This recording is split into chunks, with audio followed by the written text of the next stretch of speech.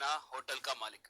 एक गांव में एक गरीब आदमी हुआ करता था। वो मजदूरी के काम करते हुए जीता था। वो एक अनाथ था, एक छोटे से झोपड़ी में जी रहा था। उसे देव भक्ति बहुत थी। आए दिन मंदिर को जाकर भगवान के दर्शन करता था। उतना ही नहीं, उसके कमाई में से थोड़े पैसे दान भी करता था।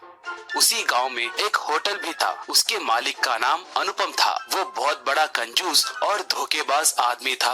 एक बार उसके नौकर ने उससे तनख्वाह पूछा है कहकर उसने उसे नौकरी से निकाल दिया।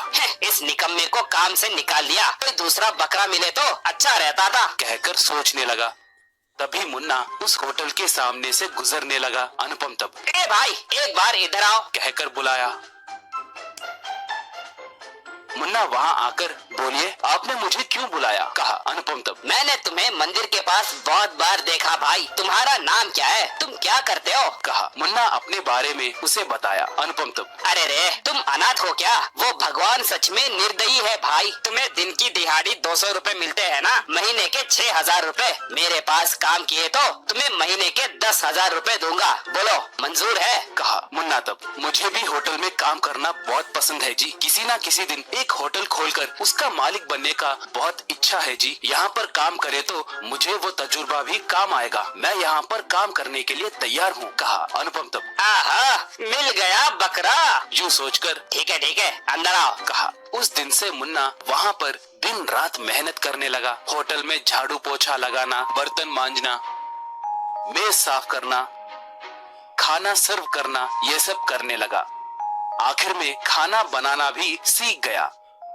महीना होने के बाद पैसे पूछे तो अनुपम पैसे कहीं नहीं जाएंगे भाई, अगले महीने पूरे पैसे एक साथ लो, तब तुम्हें अच्छा रहेगा, नहीं तो तुम पैसे फिजूल में खर्च कर दोगे, कहा।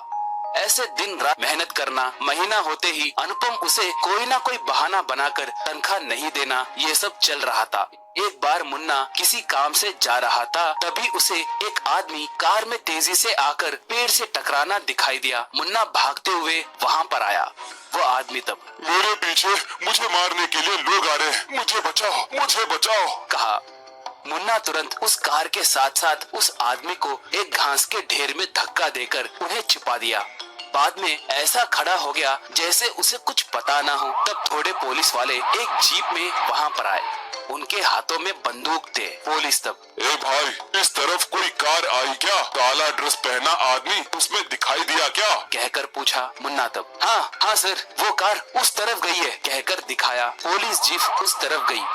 बाद में वो आदमी भाई मुझे बचाने के लिए बहुत बहुत धन्यवाद, कहा। मुन्ना तब आप कौन है जी, पुलिस वाले आपको जान से मारने के लिए क्यों पीछे पड़े, कहकर पूछा। वो आदमी तब मेरा नाम राजन है, मैं मुंबई शहर में एक नामी डॉन हूँ। मैं कमाए हुए पैसों में से आधे पैसे गरीब लोगों में बांटता हूँ। मैं मेरा धंधा छोड़कर राजनीति में आने के लिए सोच रहा हूँ। इस बात से एक नेता नाखुश होकर मुझे पुलिस वालों से एनकाउंटर करवाने के लिए देख रहा है। वो पुलिस लोग वही है। वैसे तुम कौन हो, तुम्हें कोई मदद चाहिए क्या, कहा। मुन्ना तब तो आप ही राजन हैं, मैंने आपके बारे में बहुत कुछ सुना है जी, कहकर उसे अपने बारे में बताया। राजन तब नया होटल खोलने की जरूरी क्या है, तुम्हें ही उस होटल का मालिक बनाऊंगा, कहकर किसी को कॉल किया। बस थोड़ी ही देर में उसके आदमी हेलीकॉप्टर में वहाँ पर उतरे।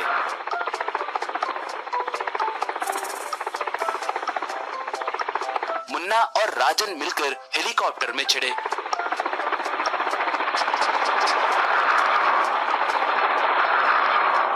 हेलीकॉप्टर सीधे उस होटल के सामने आकर रुका। हेलीकॉप्टर से उतर रहे मुन्ना को देखकर अनुपम दंग हो गया। राजन और उसके आदमी अनुपम पे बंदूक से निशाना साधे। राजन तुम्हें पूरे 5 मिनट दे रहा हूँ, इस होटल को छोड़कर अपनी जान बचाओ। आज से ये होटल मुन्ना का है। मेरा नाम राजन है। मैं कौन हूँ ये किसी से भी पूछ लो, बोलेंगे। पुलिस को बताने की कोशिश किए तो तुम्हें और तुम्हारे परिवार को ठोक दूंगा, कहा। बस ये सुनकर अनुपम वहाँ से भाग गया।